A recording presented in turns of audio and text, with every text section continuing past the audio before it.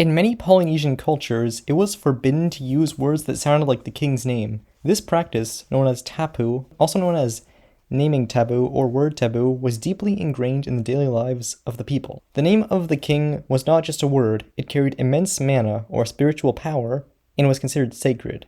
To speak it lightly, or even to use a word that resembled it, was seen as a breach of respect. Sometimes even words that shared a single syllable with the name of the king were considered forbidden. This might mean substituting common words with alternatives or creating entirely new terms to replace those that were tapu. Here are some examples. In Tonga, when King Tauwha came to power, the word kafa, which meant rope, became langa. In Samoa, when King Malietoa Tanumafili II came to power, the word malia, which meant good or pleasant, was avoided, and instead the word manea was used. In Hawaii, when King Kamehameha was in power, the word mehameha, which meant loneliness, was avoided, and konoho was used instead. In Tahiti, when Pomare was in power, the word po, which meant night, was avoided, and instead, the term rua was used, with rua having the original meaning of duality.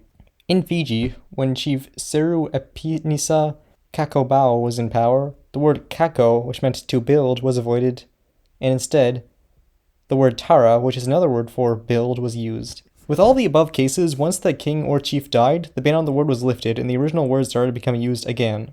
For example, when Taufa'awa of Tonga died, the word kafa became used to mean rope again. Some changes, however, were a little more permanent. For example, in Hawaii, when King Kaiwaihoelu was in power, the word kea, which was originally used to refer to path or way, was replaced with alanui, which meant great road or main path. Over time, alanui became the standard term for road or path in Hawaiian, even after the chief's death, and this change became permanent and is still in use today. And in Fiji, when the chief Tui Nayao was in power, the word nadi, which means river, was changed to wai, which meant water.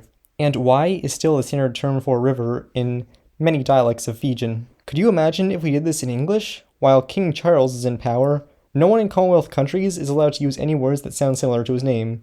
You need to charge your phone? No, you need to power up your phone. Trauma would need to change to allure, and charity would need to change to altruism or benevolence.